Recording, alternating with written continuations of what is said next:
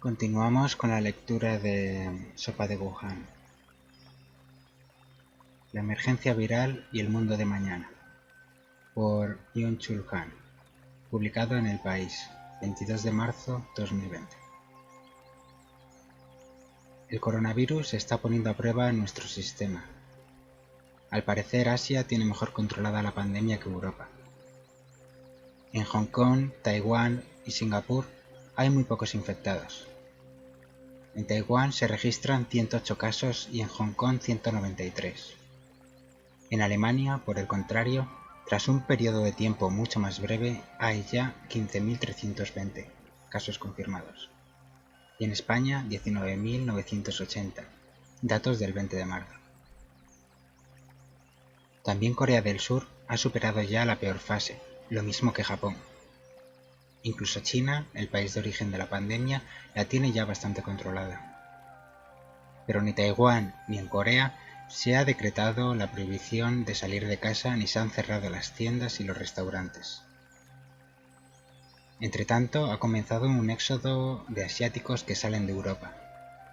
Chinos y coreanos quieren regresar a sus países, porque ahí se sienten más seguros. Los precios de los vuelos se han multiplicado. Ya apenas se puede conseguir billetes de vuelo para China o Corea. Europa está fracasando. Las cifras de infectados aumentan exponencialmente. Parece que Europa no puede controlar la pandemia. En Italia mueren a diario cientos de personas. Quitan los respiradores a los pacientes ancianos para ayudar a los jóvenes. Pero también cabe observar sobreactuaciones inútiles. Los cierres de fronteras son evidentemente una expresión desesperada de soberanía. Nos sentimos de vuelta en la época de la soberanía. El soberano es quien decide sobre el estado de excepción. Es soberano quien cierra las fronteras. Pero eso es una huera exhibición de soberanía que no sirve de nada. Serviría de mucha más ayuda cooperar intensamente dentro de la eurozona que cerrar fronteras a lo loco. Entretanto, también Europa ha declarado la prohibición de entrada a extranjeros, un acto totalmente absurdo en vista del hecho de que Europa es precisamente donde nadie quiere venir. Como mucho, sería más sensato decretar la prohibición de salidas de europeos para proteger al mundo de Europa. Después de todo, Europa es en estos momentos el epicentro de la pandemia.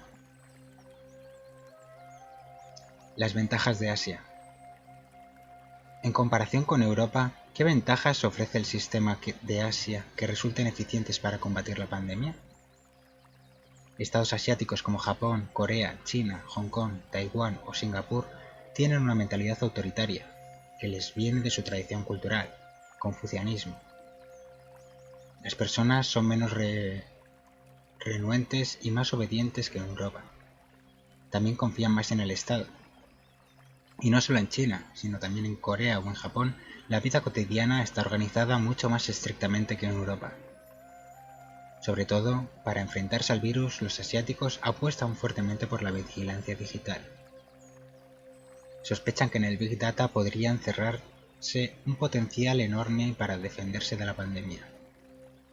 Se podría decir que en Asia las epidemias no las combaten solo los virólogos y epidemiólogos, sino sobre todo también los informáticos y los especialistas de macrodatos.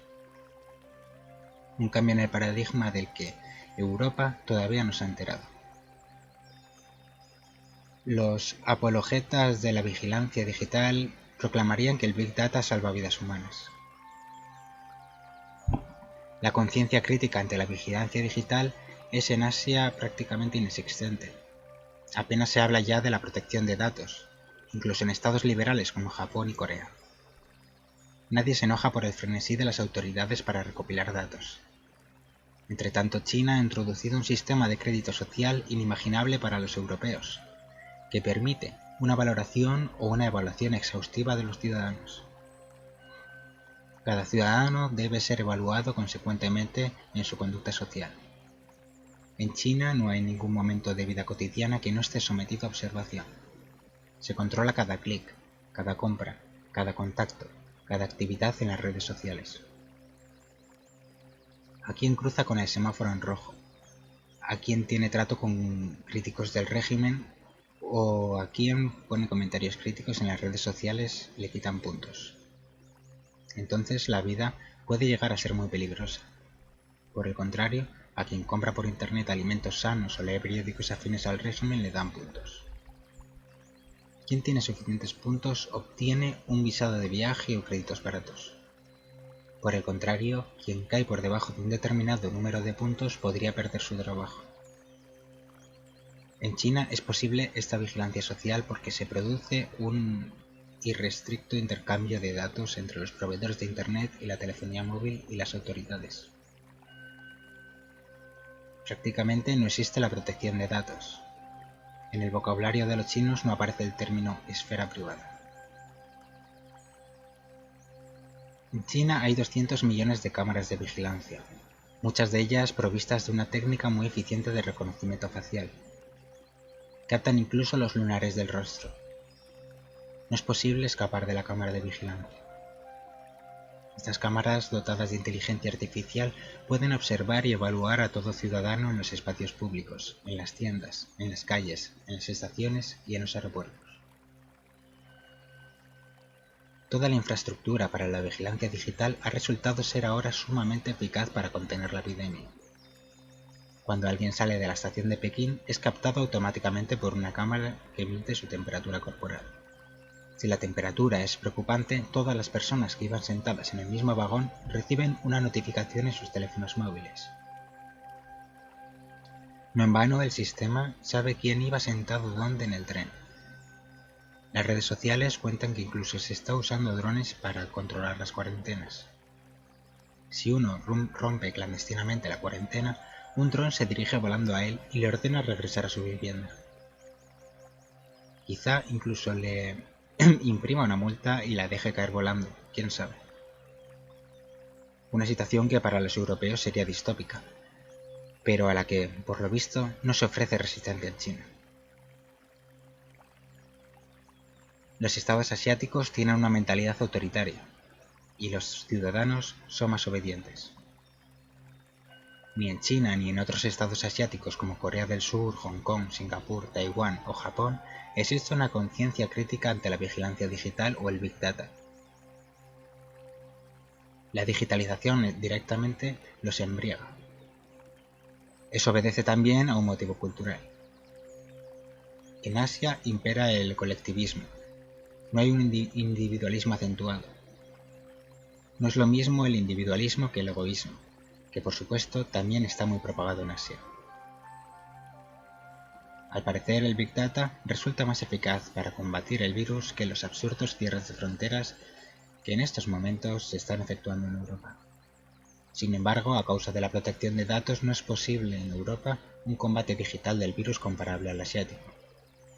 Los proveedores chinos de telefonía móvil y de Internet comparten los datos sensibles de sus clientes con los servicios de seguridad y con los ministerios de salud. El Estado sabe, por tanto, dónde estoy, con quién me encuentro, qué hago, qué busco, en qué pienso, qué como, qué compro, a dónde me dirijo. Es posible que en el futuro del Estado, el Estado controle también la temperatura corporal, el peso, el nivel de azúcar en sangre, etc. Una biopolítica digital que acompaña a la psicopolítica digital que controla activamente a las personas. En Wuhan se han formado miles de equipos de investigación digitales que buscan posibles infectados basándose solo en datos técnicos, basándose únicamente en el análisis de macrodatos. En el análisis de macrodatos averiguan quiénes son potencialmente infectados, quiénes tienen que seguir siendo observados y eventualmente ser aislados en cuarentena. También por cuanto respecta a la pandemia, el futuro está en la digitalización. A la vista de la epidemia, quizá deberíamos redefinir incluso la soberanía. Es soberano quien dispone de datos. Cuando Europa proclama el estado de alarma o cierra fronteras, sigue aferrada a viejos modelos de soberanía. La elección de la epidemia debería devolver la fabricación de ciertos productos médicos y farmacéuticos a Europa. No solo en China, sino también en otros países asiáticos, la vigilancia digital se emplea a fondo para contener la epidemia. En Taiwán, el Estado envía simultáneamente a todos los ciudadanos un SMS para localizar a las personas que han tenido contacto con infectados o para informar acerca de los lugares y edificios donde ha habido personas contagiadas. Ya en una fase muy temprana, Taiwán empleó una conexión de diversos datos para localizar a posibles infectados en función de los viajes que hubieran hecho. Quien se aproxima a Corea a un edificio en el que ha estado un infectado recibe a través de la Corona App una señal de alarma. Todos los lugares donde ha habido infectados están registrados en la aplicación. No se tiene muy en cuenta la protección de datos ni la esfera privada. En todos los edificios de Corea hay instaladas cámaras de vigilancia en cada piso, en cada oficina o en cada tienda. Es prácticamente imposible moverse en espacios públicos sin ser filmado por una cámara de vídeo. Con los datos del teléfono móvil y el material filmado por vídeo se puede crear el perfil de movimiento completo de un infectado. Se publican los movimientos de todos los infectados. Puede suceder que se destapen amoríos secretos. En las oficinas del Ministerio de Salud coreano hay unas personas llamadas tracker, que día y noche no hacen otra cosa que mirar el material filmado por vídeo para completar el perfil del movimiento de los infectados y localizar a las personas que han tenido contacto con ellos. Ha comenzado un éxodo de asiáticos en Europa. Quieren regresar a sus países porque ahí se sienten más seguros. Una diferencia llamativa entre Asia y Europa son sobre todo las mascarillas protectoras. En Corea no hay prácticamente nadie que vaya por ahí sin mascarillas respiratorias especiales capaces de filtrar el aire del virus. No son las habituales mascarillas quirúrgicas, sino unas mascarillas protectoras especiales con filtros que también llevan los médicos que tratan a los infectados. Durante las últimas semanas, el tema prioritario en Corea era el suministro de mascarillas para la población. Delante de las farmacias se formaban colas enormes. Los políticos eran valorados en función de la rapidez con las que suministraban a toda la población.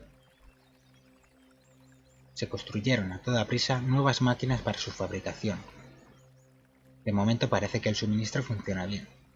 Hay incluso una aplicación que informa de en qué farmacia cercana se puede conseguir aún mascarillas. Creo que las mascarillas protectoras de las que se ha suministrado en Asia a toda la población han contribuido de forma decisiva a contener la epidemia. Los coreanos llevan mascarillas protectoras antivirus incluso en los puestos de trabajo. Hasta los políticos hacen sus apariciones públicas solo con mascarillas protectoras. También el presidente coreano la lleva para dar ejemplo, incluso en las conferencias de prensa. En Corea lo pone en verde a uno si no lleva mascarilla. Por el contrario, en Europa se dice a menudo que no sirven de mucho, lo cual es un disparate. ¿Por qué llevan entonces los médicos las mascarillas protectoras? Pero hay que cambiarse de mascarilla con suficiente frecuencia, porque cuando se humedecen pierden su función filtrante.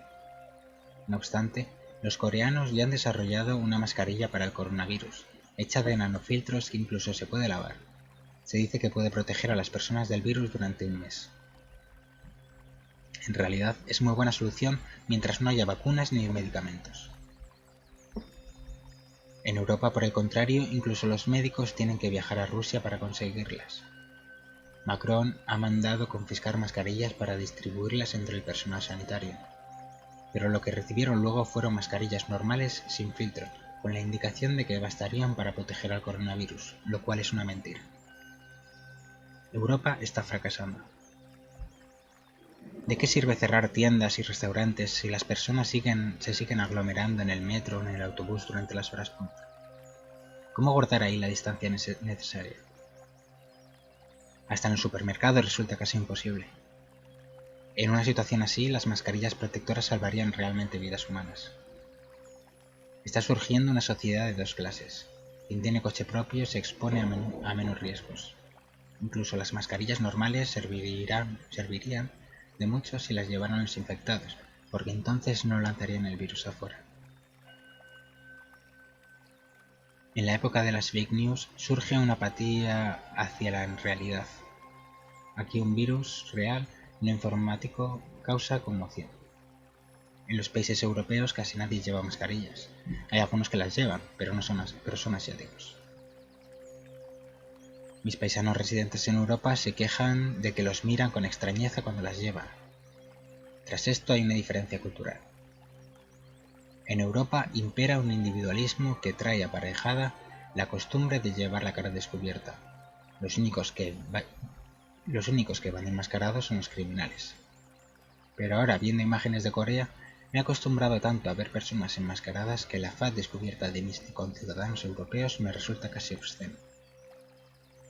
También a mí me gustaría llevar una mascarilla protectora, pero aquí ya no se encuentra. En el pasado, la fabricación de mascarillas, igual que la de tantos otros productos, se externalizó a China. Por eso ahora en Europa no se consiguen mascarillas. Los estados asiáticos están tratando de proveer a toda la población de mascarillas protectoras. En China, cuando también ahí empezaron a ser escasas, incluso reequiparon fábricas para producir mascarillas. En Europa ni siquiera el personal sanitario las consigue. Mientras las personas se siguen aglomerando en los autobuses o en los metros para ir al trabajo sin mascarillas protectoras, la prohibición de salir de casa lógicamente no servirá de mucho. ¿Cómo puedo guardar la distancia necesaria en los autobuses o en el metro a las horas punta? Y una enseñanza que deberíamos sacar de la pandemia debería ser la conveniencia de volver a traer a Europa la producción de determinados productos, como mascarillas protectoras o productos medicinales y farmacéuticos. A pesar de todo el riesgo, que no se debe minimizar, el pánico que ha desencadenado la epidemia del coronavirus es desproporcionado. Ni siquiera la gripe española, que fue mucho más letal, tuvo efectos tan devastadores sobre la economía. ¿A qué se debe en realidad esto? ¿Por qué el mundo reacciona con un pánico tan desmesurado a un virus? Emmanuel Macron habla incluso de guerra y del enemigo invisible que debemos derrotar. ¿Nos hallamos ante un regreso del enemigo? La gripe española se desencadenó en plena Primera Guerra Mundial. En aquel momento todo el mundo estaba rodeado de enemigos. Nadie habría asociado la epidemia con una guerra o con un enemigo. Pero hoy vivimos en una sociedad totalmente distinta. En realidad hemos estado viviendo durante mucho tiempo sin enemigos. La Guerra Fría terminó hace mucho. Últimamente incluso el terrorismo islámico parecía haberse desplazado a zonas lejanas. Hace exactamente 10 años sostuve en mi ensayo La sociedad del cansancio la tesis de que vivimos en una sociedad que ha perdido su vigencia del paradigma inmunológico, que se basa en la negatividad del enemigo. Como en los tiempos de la Guerra Fría, la sociedad organizada inmunológicamente se caracteriza por vivir rodeada de fronteras y de vallas que impiden la circulación acelerada de mercancías y de capital. La globalización suprime todos estos umbrales inmunitarios para dar vía libre al capital. Incluso la promiscuidad y la permisividad generalizadas que hoy se propagan por todos los ámbitos vitales eliminan la negatividad del desconocido o del enemigo. Los peligros no acechan hoy desde la negatividad del enemigo, sino desde el exceso de positividad que se expresa como exceso de rendimiento, exceso de producción y exceso de comunicación. La negatividad del enemigo no tiene cabida en nuestra sociedad ilimitadamente permisiva. La represión a cargo de otros deja paso a la depresión. La explotación por otros deja paso a la autoexplotación voluntaria y a la autooptimización.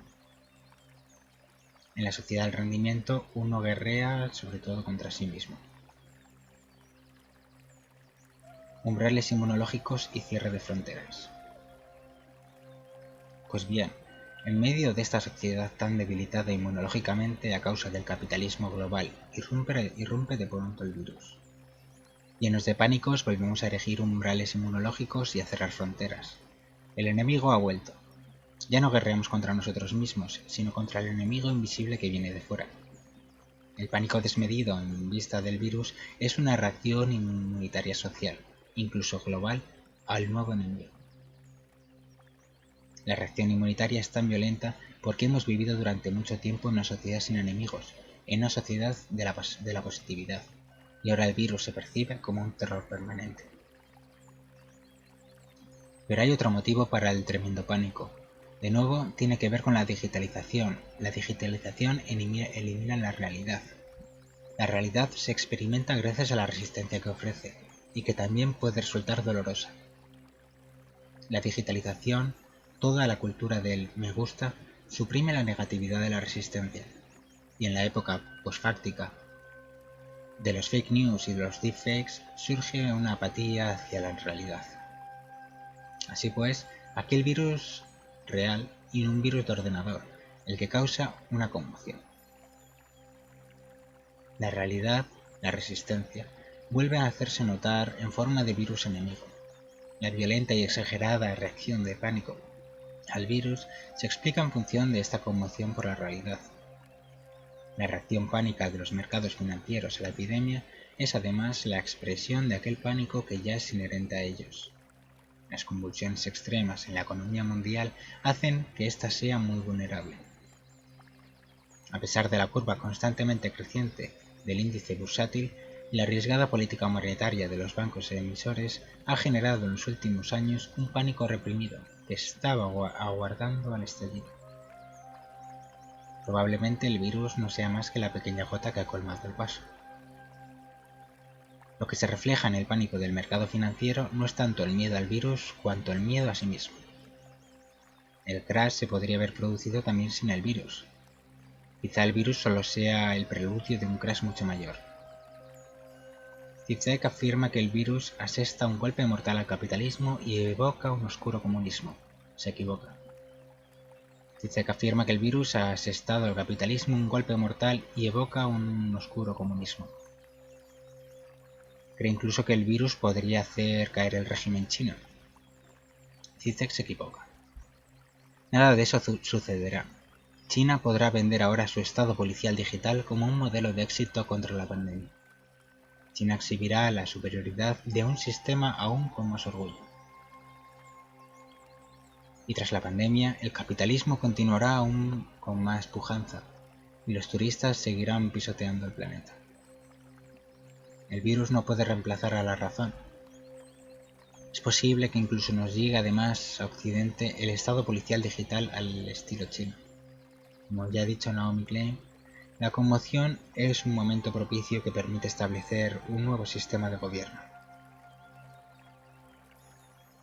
También la instauración del neoliberalismo vino precedida a menudo de la crisis que causaron conmociones, en lo que sucedió en Corea o en Grecia.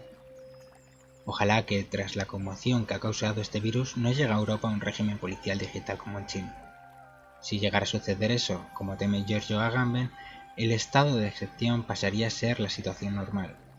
Entonces el virus habría logrado lo que ni siquiera el terrorismo islámico consiguió del todo. El virus no vencerá al capitalismo. La revolución viral no llegará a producirse. Ningún virus es capaz de hacer la revolución. Los virus nos aíslan e individualizan. No generan ningún sentimiento colectivo fuerte. De algún modo, cada uno se preocupa solo de su propia supervivencia. La solidaridad consistente en guardar distancias mutuas no es una solidaridad que permita soñar con una sociedad distinta, más pacífica, más justa.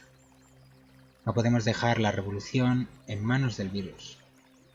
Confiemos en que tras el virus venga una revolución humana. Somos nosotros, personas dotadas de razón, quienes tenemos que repensar y restringir radicalmente el capitalismo destructivo y también nuestra ilimitada y destructiva movilidad para salvarnos a nosotros, para salvar el clima y nuestro bello planeta.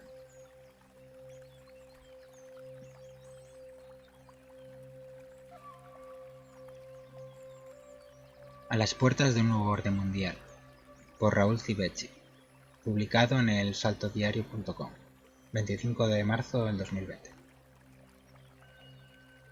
El hecho de que las democracias europeas hayan copiado los modos chinos de abordar la epidemia de coronavirus es una muestra de que el dragón ya es referente y ejemplo en cuanto al control social de la población. La pandemia supone la profundización en la decadencia y crisis del sistema, que en el tiempo corto habría comenzado en 2008 y en el largo se extiende desde la Revolución Mundial de 1968. Encontramos en el periodo de caos del sistema mundo, que es la condición previa para la formación de un nuevo orden global. En efecto, las principales tendencias en curso, militarización, declive hegemónico de los Estados Unidos y ascenso de Asia-Pacífico, fin de la globalización neoliberal, reforzamiento de los estados y auge de las ultraderechas son procesos de largo aliento que se aceleran con esta coyuntura.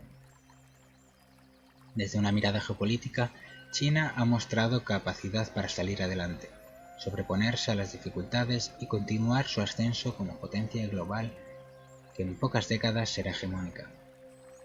La cohesión de la población y un gobierno eficiente con dos aspectos centrales que explican en gran medida la resiliencia y resistencia china. La dura experiencia vivida por su pueblo en los 2 últimos siglos, desde las guerras del opio hasta la invasión japonesa, ayuda a explicar su capacidad para sobrellevar tragedias. La Revolución Socialista de 1949, además de la nacionalista de 1911 y la notable mejora en la calidad de vida del conjunto de la población, explican la cohesión en torno al Partido Comunista y al Estado, más allá de las opiniones que se tengan de estas instituciones. Por el contrario, la división interna que vive la población estadounidense, evidenciada en las últimas elecciones y en la epidemia de opiáceos que ha disminuido la esperanza de vida, se conjuga en un gobierno errático, imperial y machista, del que desconfían incluso sus más cercanos aliados. La Unión Europea está aún peor que los Estados Unidos. Desde la crisis de 2008 perdió su brújula estratégica. No supo despegarse de la política de Washington y del Pentágono y evitó tomar las decisiones que incluso la benefician, como la financiación del gasoducto de Nord Stream 2, paralizado por presiones de Trump. El euro no es una moneda confiable y la nunca concretada salida del Reino Unido de la Unión Europea enseña la debilidad de las instituciones comunes. La financiación de la economía, dependiente de la gran banca corrupta e ineficiente, ha convertido a la eurozona en una economía de riesgo, sin rumbo ni orientación de larga duración. La impresión es que Europa está destinada a acompañar el declive estadounidense, ya que ha sido capaz de romper el cordón umbilical amarrado desde el Plan Marshall. Tanto Estados Unidos como la Unión Europea, ni qué decir de los países latinoamericanos, sufrirán los efectos económicos de la pandemia con mucha mayor intensidad que los asiáticos. Estos han mostrado desde Japón y China hasta Singapur y Corea del Sur una notable capacidad para superar esta adversidad. Una reciente encuesta en el Foreign Policy entre 12 intelectuales destacados concluye que Estados Unidos perdió su capacidad de liderazgo global y el eje del poder mundial se traslada a Asia. La pandemia es la tumba de la globalización neoliberal, en tanto la del futuro será una globalización más amable, centrada en China y Asia-Pacífico. Hegemonía tecnológica. En las principales y decisivas tecnologías, China está a la cabeza. Se mantiene al frente de la construcción de redes 5G, de inteligencia artificial, computación cuántica y superordenadores. El economista Oscar Ugarteche, del Observatorio Económico de la América Latina, OBELA, sostiene que China es la fuente de 5 ramas de la economía mundial: farmoquímica, automotriz, aeronáutica, electrónica y telecomunicaciones. De modo que el cierre de las fábricas frena la producción de estas 5 ramas en el mundo. China producía ya en 2019-2017 el 30% de la energía solar del mundo, por encima de la Unión Europea y el doble que Estados Unidos. En la lista Top 500 de los mayores superordenadores del mundo revela que China posee 227 de 500, el 45%, frente a solo el 118 de Estados Unidos, su mínimo histórico. 10 años atrás, en 2009, China tenía solo 21 superordenadores frente a 277 de la entonces superpotencia. El triunfo chino de la carrera tecnológica no quiere decir que su sociedad sea la la deseable desde el punto de vista de quienes deseamos una sociedad poscapitalista, democrática y no patriarcal. El control social en China es asfixiante, desde las misiones de cámaras que vigilan a las personas hasta el diabólico sistema de crédito social que otorga y quita puntos según su comportamiento correcto a los ciudadanos, así como la estigmatización y discriminación de las personas LGTBI. En el resto del mundo las cosas no van peor. El hecho de que las democracias europeas hayan copiado los modos chinos de abordar la epidemia del coronavirus es una muestra de que el dragón ya es referente y ejemplo en cuanto al control social de la población. El mundo ha aprendido del país asiático, destaca el periódico empresarial El Economista. El auge de los fascismos en Europa y en América Latina, no solo a nivel de partidos, sino ese fascismo social difuso pero contundente, focalizado contra disidentes e inmigrantes, porque lucen comportamientos distintos y otro color de piel, va de mano del vaciamiento de las democracias. Estas van quedando apenas como ejercicios electorales que no garantizan el menor cambio, ni la menor influencia de la población en las políticas estatales. La experiencia del gobierno de Syriza en Grecia, así como el Partido de Trabajadores en Brasil, debería ser motivo de reflexión para las izquierdas del mundo sobre las dificultades para mover la aguja de la economía y la política. Aun concediendo que se llevaron adelante con las mejores intenciones, el saldo de sus gestiones no solo es pobre, sino regresivo en los aspectos macroeconómico y respecto al empoderamiento de las sociedades. El panorama para los movimientos es más que complejo, pero no es uniforme. Los que han hecho de la manifestación y otras acciones públicas su eje central son los más afectados. Sin embargo, los de base territorial siguen una situación potencialmente mejor. A todos nos afecta, empero, la militarización. Los pueblos originarios y negros de América Latina, con destaque del zapatismo, los Nasa Misak de Colombia y los mapuche, están en mejores condiciones. Algo similar puede suceder con los proyectos autogestionados, las huertas o los espacios colectivos con posibilidades de cultivar alimentos. En todo caso, el militarismo, el fascismo y las tecnologías de control poblacional son enemigos poderosos que, aunados, pueden hacernos un daño inmenso al punto de revertir los desarrollos que han tejido los movimientos desde la anterior crisis. Bueno, acabamos con este capítulo de Raúl Cibecci y mañana continuaremos con la desobediencia. Por tu culpa voy a sobrevivir, de María Galina. Espero que os haya gustado y ponerme en los comentarios si queréis que le haga alguna lectura en específico. Gracias y adiós.